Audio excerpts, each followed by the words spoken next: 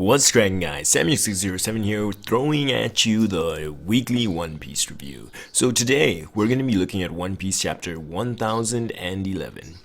First, before we dive into it, sorry the video is kind of late this weekend. My computer's been broken and hasn't turned on for the last 4 days. I've been trying to get the chapter review out since Friday, and now since I'm pressed for time, especially because the later the videos are published, the worse they do, I'm going to be speeding through this. The editing is going to be kind of lazy. Today I'll just record the chapters on screen with a filter on top. Without further ado, let's get into it. We have the Shonen Jump cover. We get the color spread this week, and it's difficult to think anything but pleasant thoughts while eating a soft serve. It's all the Straw Hats enjoying ice cream. I haven't looked at this too closely to see if anything's hidden in there, but it just looks like a pretty fun image. And everyone's in the process of eating except Sanji. Maybe that's because he's the chef, it might link back to that. Okay, Usopp's kind of underwater, but whatever. Okay, now into the actual chapter. So we have Eustace, Captain Kidd, and Killer standing on the edge of Onigashima where they see Big Mom. Just as we'd thought last chapter after you saw the clouds rumbling, she's made a new thundercloud homie, and she's using it to attack them. Seeing her charge up the lightning attack, they're confused because they're like, didn't we deal with Zeus? And then they just try to run away. But she reveals its name and says, "Show me your power, Hera." As a translator note told me, Hera is a goddess in Greek mythology, sister and the wife of Zeus. So we can tell that this is one of the rare female homies. Napoleon, Zeus, and Prometheus were all males, which she kept around her, and this is the first female homie we know of that she's made with her own soul. Okay, it's early in the morning. There's stuff stressing me I'm meant to do tomorrow. My voice doesn't sound the same as it usually does. Let me fix that. So, as we continue, we get Hera's first named attack, Fulgora, which is just a lightning strike. It's named after the female personification of lightning in Roman mythology, and it's written with the kanji for seismic thunder, just reading out the translator's notes there. When she strikes them with this attack, you can tell it deals a lot of damage to the side of Onigashima. I mean, the Skull Mountain, not the island itself, sorry. And it blasts... okay, we don't actually see them get hit with it directly, but we can probably guess they do. It blasts Killer and Kidd. And in the next panel, we see the box which Zeus was trapped in being dismantled, which means Kidd definitely got hit, because the shock must have been good enough for him to lose control of the containment unit. Either that, or maybe he got too far away. I don't think that's the case, because he'd already run off by himself. Or maybe he just thought it was pointless, since either way there's a new thundercloud homie. Or he can't tell the difference and he thinks the box useless. I'm not quite sure, but it doesn't make a very big difference. So, seeing the box fall apart and Zeus fly away, Law thinks that it might be difficult for Kidd if Zeus gets away, and he tells Luffy that he's taking everyone away, and he uses Shambles to get out of there with Zoro himself and Zeus. We're left with just Luffy and Kaido now. So... Kaido has his laugh. I don't have the energy for the voice today. Sorry, guys. So yeah, Kaido's got his laugh going on, and he says these lines which I find pretty interesting, because this is the one page where we really get to...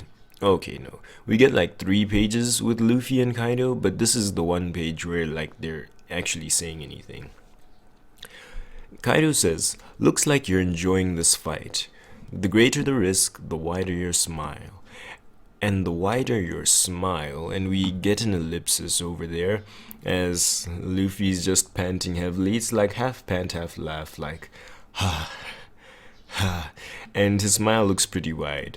And then Kaido says, right, his eyes are penciled in, they have the shading over them. This is usually done when you've taken a bit of damage in One Piece and you're seeing something which is kind of grim. Yeah, so what I think he's implying here is that the wider Luffy's smile is, the more hurt he is and the less time he has left to keep on going with the fight.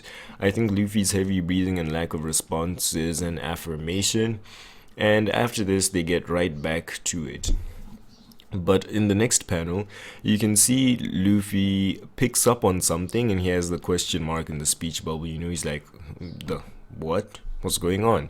And he springs up as Kaido's approaching him. I'm going to guess this panel is to show him using Future Sight as he predicts what Kaido is going to do next. I think Kaido is still faster than Luffy is, but he's using Future Sight to compensate. As we'd seen in an earlier chapter, when he was being beaten by the Kanobo, how he could see the attack was coming, but he couldn't do anything about it because he just couldn't dodge it because Kaido was quick. So he just tried to minimize the damage, and they continue clashing with their Conqueror's haki, their attacks not meeting, and we see a giant burst of energy on the top of Onigashima.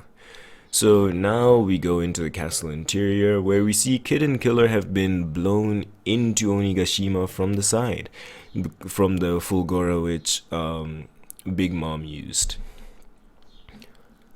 And they say they can tell that Big Mom isn't following them, probably because she dealt a lot of damage to Onigashima. She can't tell quite exactly where she blasted them into.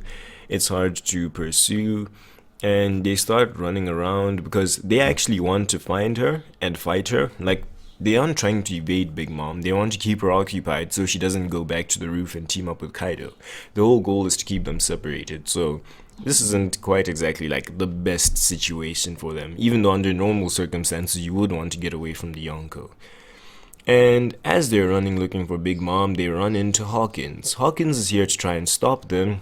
Kid goes off on his own, but he seems ready to fight. It's just that Killer tells him to go on because somebody's got to stop Big Mom, as we've been saying. Does this mean next we're going to get a Kid versus Big Mom 1v1 like Luffy and Kaido? I wouldn't really like to see that personally. I can understand why Oda might go with that to try to keep the other supernovas relevant, because if Luffy and Zoro are the strongest ones, it doesn't make them a very convincing group of rivals. Beyond that, I'm not too sure how this could be going. Oh, okay, this is off topic, but I just realized I'm recording differently than usual. I hope this doesn't reduce the audio quality too much. I'm sorry if it does, guys. It's a very awful Sunday morning right now. But yeah, so Kid's talking to Hawkins about how he was a traitor. As usual, Hawkins is like the cards. So Kid leaves and Hawkins is happy because that increases his odds of suppressing Killer, because he knew he couldn't hold both Kid and Killer down for any reasonable length of time. So, Killer versus Hawkins. Who am I placing my money on? Hawkins is very beat up right now. Like, a couple minutes earlier, which would have been 20 chapters or something? I'm not sure. Around the beginning of the raid on Onigashima, he looked like he could barely move. I didn't think he'd be getting into a fight this soon. But then I guess you couldn't have supernovas here who weren't fighting. These are members of the worst generation. Killer makes fun of him, saying he's embraced his role as a guard dog. Hawkins, with his usual lines, he says, "Your words are meaningless, your likelihood of death is 92%. That's my role in the tragedy of Hitokiri Kamazo," which is the name he got when he was running around on Wano, just cutting people up. Killer says he takes matters into his own hands and he gets ready to fight. I think I'm going to take Killer in this fight. It's just an anime cliche. Whenever they say you have a very low probability of winning, you're going to win. That's what I'm staking this on. I'm not going to use bounty calculations to try to decide who I like more to win this fight. That's dumb. Okay, we move away from their fight, and then we get to page 1, who's now clinging on to Komachio. Nami and Usopp are trying to beat him off Komachio so they can break away, but then page 1 is hanging on pretty strongly. So then They just like Nami and Usopp are bawling their eyes out in fear because they know if he hits them once, they're probably going to die. They are not very sturdy. So they just keep beating on him. They aim for all of his vital points. They start like saying them out loud, being like, one of these has got to hurt. And then, they aim for the temple, jaw, Adam's apple, solar plexus, eyes, nostrils. These guys are really going all out. They want to make sure they do anything to pry him off. Because when you're scared for your life, you're scared for your life. It makes sense. Tama's talking to Komachio to hang in there because it's pretty understandable dragging around a allosaur would be pretty taxing on top of the passengers Komachio already had, and this has been a very long run. And Komachio's body doesn't look very built for stamina and endurance, like running long distances. Just from the way his legs are, those are pretty short. His body is very large and thick. You'd think it's more for power than speed or endurance. As in stamina, yes. That kind, not as in tanking things. Okay. So, Tama's goal is to reach somewhere where there are more, not homies. I don't think there's a name for them. Okay, the people she's fed her Dango to. She's looking for a place with a lot of them, so they might have more people to take on page 1. And she says she doesn't care what happens to her after that. Usopp and Nami don't take that sitting down. Nami says, Tama, don't be silly. Your big sis and uncle will protect you. And Usopp's mad at that because he says, how am I an uncle? I'm only 19. I laughed at this because Nami's actually older than Usopp. In case any of you forgot, Nami's currently 20 years old. So she's the older one, but then calls Usopp the uncle, which means, she's already getting age conscious as young as she is. Tama says she's still scared anyway. That's understandable. And at this point, Usopp goes kinda ballistic on page 1 and talks about how his attacks aren't meant for close range because Nami's being affected by them as well. My brain turned off there. Okay, yes. Talks about how his attacks aren't meant for close range. Let's remember that Usopp is the sniper of the crew. He uses the flower fireworks. That looks like some fireworks, hot, explosive, liquid metal looking stuff. I know these are plants, but that's what I imagine. Like actual fireworks with magnesium. Do they use magnesium? I'm probably lying through my teeth. I did chemistry with this stuff like several years. No, I think that was science, not even chemistry. I'm not sure. It's been many years. Yeah, so he just uses his high octane explosive attacks, but page 1 is able to tank them, and Usopp's very upset at this. And this is finally the point where Oda reveals it and like states it outright why Tama doesn't just use these on everyone. The Dango don't work on page 1 in them because they didn't eat smiles. The artificial devil fruits are the only ones which turn people into animals, which can be affected by the Dango. I guess it's probably whatever procedures Caesar Clown used. He was forcibly turning them into animals instead of giving the ability to transform, so I guess they aren't fully human anymore.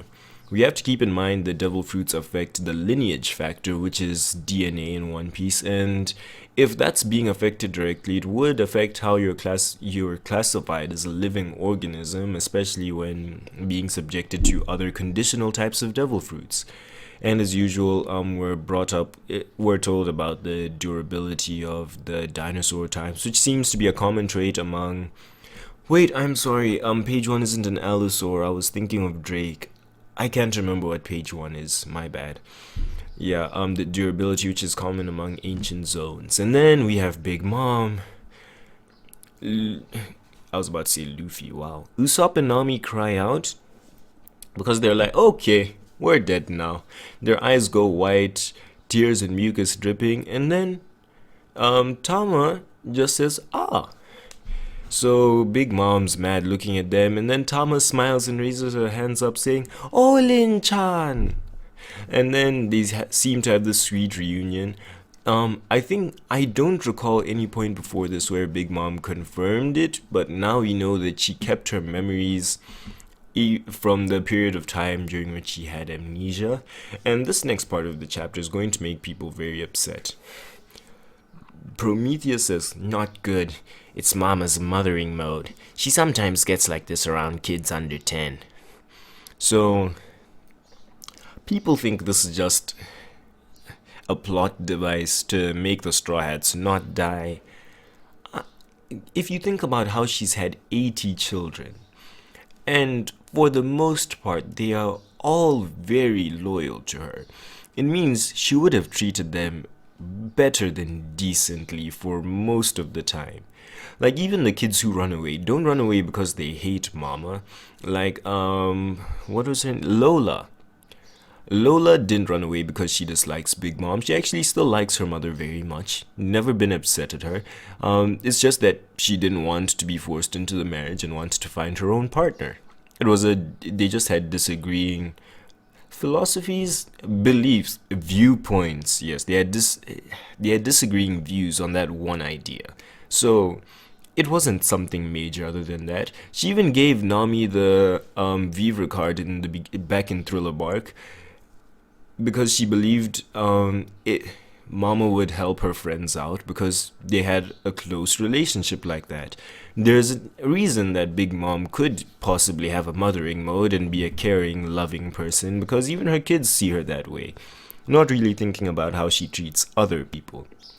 I mean, she's a pirate and pirates aren't the nicest guys, but it's not like they're hostile toward everyone. And yeah. She also doesn't hurt the citizens of Totland unless she's in a hunger pang. She's been very benevolent to those who obey her. She has this sense of honor. That's how I'd like to put it. Okay, so she thanks Otama for taking care of her, and then she talks about how she'll never forget the flavor of the soup she got from Otsuru in Okobore town. I think Okobore was Leftovers town, yes, that was its name. And she says it was so tasty. It probably meant more to, like, she's had very good food. It probably meant more to her because she was starving at that point, didn't know who she was. It was a very hard time for Lin Lin. Not Big Mom, she was just Lin Lin at that point. And that someone gave up all the food that they could to try and feed her, even though it wasn't very much, that was something which stuck with her. And Tama tells her about how the beast pirates killed everyone there and burned down the village, and Big Mom thinks about the kindness she received, and this infuriates her because those were people who treated her nicely. It's not like she cares when random people get killed, no. But then when genuinely nice people who are trying to help others and do not get in your way at all get hurt like this, and it's not even for like gain or anything, because it was a leftover town. It's not like they were trying to plunder like pirates do. It was just beating on the weak. And someone with all of these motherly English escapes me at the moment. Instincts, dispositions, whatever you'd like to call it. Someone who's as motherly as Big Mom is would not like the idea of people doing this, and Page One manages to catch up after having been knocked off Komachio by Usopp. Komachio runs past Big Mom. Page One shouts for her to stop them, and he's like, "Ha, I've got you now." And Big Mom says, "You ingrates, the pirate world may be cruel, but there are still standards." Because she thinks people should still be human beings at the end of the day. Yeah, you beat up on each other and kill a few people to achieve your goals, but you don't want outright destruction.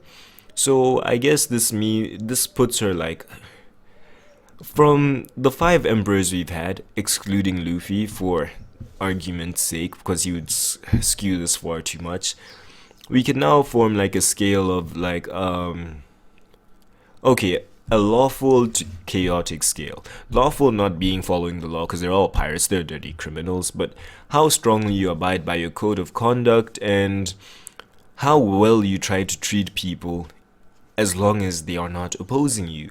Like on one end, we like on the far lawful end, we have Shanks and Whitebeard. It's hard to put one of them like above the other, but let's just call it I'll call it Shanks because Whitebeard had way more men and was more proactive in gaining his territory. You know, he was more willing to make the tough decisions than Shanks. Okay, Shanks probably could. He could, but he would make those more frequently. So Shanks is as far left. Okay, let me not use left and right. Shanks is as far on the lawful side. Then we get Whitebeard. This means Big Mom was the Yonko who was the emperor who was like squarely in the middle. And then after that we have Kaido, and we can see now that he and his beast pirates lean far more toward chaotic than she does. Like right before Blackbeard, who just wants anarchy. Yeah. So Big Mom uses like a full armament haki, Conqueror's haki mix, like punch on page 1 right in the throat. He's probably down for the count. She slams him through the floor in fury. Kid says Big Mom must be back there, you know where the noise is coming from. Zeus hears her and is like, okay, she's alive, thank goodness. And then the last scene is Ulti being like, P probably going to say page 1 or pay, whatever she called him. And then they say, this is bad, Ulti-sama, like some of the beast pirates who are in the surrounding. This means Ulti's probably going to go ballistic on Big Mom. I don't think the fight's going to go very well.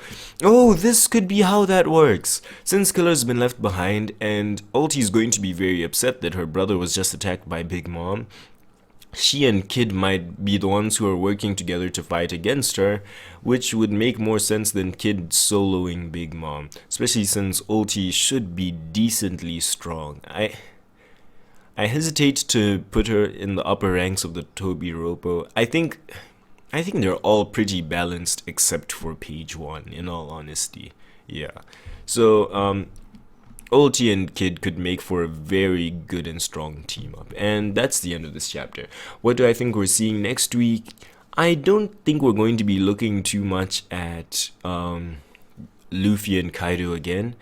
Okay, not next week. We have a break next week. So once again, there'll be a 2-week break before the next chapter review. Next week, we're probably going to see more of the Scabbards. The characters we saw in this chapter probably won't be brought up too much. We might have another scene with Big Mom. I think that's fairly likely. But it's been a while since we saw Frankie and Sasaki. We haven't seen Robin, Brooke, and what was her name? The other Toby Ropo lady. Was she part fishman? Yeah, the one with the spider fruit, the ancient zone. It'll come back to me. It probably won't come back to me. We haven't seen Jinbei and Who's Who. I feel like we're going to see like at least one of those fights, like briefly in the next chapter. We're going to see what the Scabbards are up to. Orochi, probably not for a few more chapters. I think he should have at least one head left, if I recall correctly. And he probably won't be acting as headstrong anymore. Get it? Jokes. Okay, so that's been it for this week's chapter review. Because my computer's been down and my poor editor has been unwell, he could not edit this video for me, or the previous one which I had recorded like on Wednesday. Yes, I recorded a video on Wednesday which was meant to be going up yesterday in the morning. He could not edit it for me. I'll try get that up as soon as possible. I know that it's best released on Sundays and I don't want to miss a week. It's best released on Saturdays, but as long as it's a weekend, it's pretty good. And I am of course referring to Sam's Storytime, the light novel I'm reading through. I'm going to be releasing chapter 2 of Genesis, where things really ramp up. So look forward to that, guys. So until next time, like the video. If you liked the video, subscribe to be notified about future content, chapter reviews, and everything else going on in my channel. Dislike the video. If you dislike the video, it tells me the truth and tells me that I need to improve. Leave a comment down below to tell me what you think, what your thoughts are, where you disagree, and what you'd like to see in the future. Subscribe to my OnlyFans, and by that I'm joking, of course. Follow me on Patreon so I can afford that gas money for my car. And oh lord, cars are giving me trouble right now. And until next time, this has been Sammy607, logging out.